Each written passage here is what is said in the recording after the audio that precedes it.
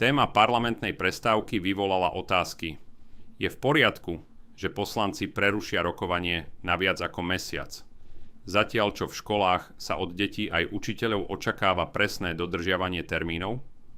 Na túto tému sa v relácii Politika 24 pýtala moderátorka Lenka Ježová, ministra školstva Tomáš Drucker.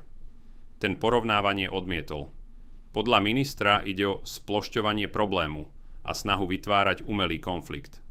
Zdôraznil, že zodpovednosť za výchovu detí je predovšetkým na rodičoch a že on osobne žiadne prázdniny neplánuje, keďže má pracovných povinností viac než dosť.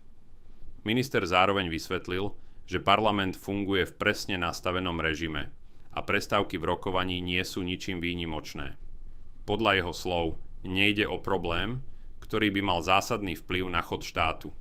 Skutočné výzvy máme v ekonomike, naznačil minister s tým, že hádky politikov podľa neho situáciu neriešia. Legislatívny proces má podľa rezortu školstva dlhodobo naplánovaný harmonogram. Program parlamentu sa pripravuje dopredu na celý rok, takže ministerstvá vedia, kedy majú predkladať zákony a aké úlohy ich čakajú. Podľa ministra je práve táto predvídateľnosť dôležitá na to, aby sa dali reformy pripraviť systematicky a nie pod tlakom improvizácie. Faktom však zostáva, že Národná rada Slovenskej republiky prerušila svoju 46. schôdzu ešte pred prerokovaním viacerých bodov programu. V rokovaní budú poslanci pokračovať až 17. marca, teda po viac ako mesiaci. Práve tento časový odstup vyvoláva diskusiu vo verejnosti.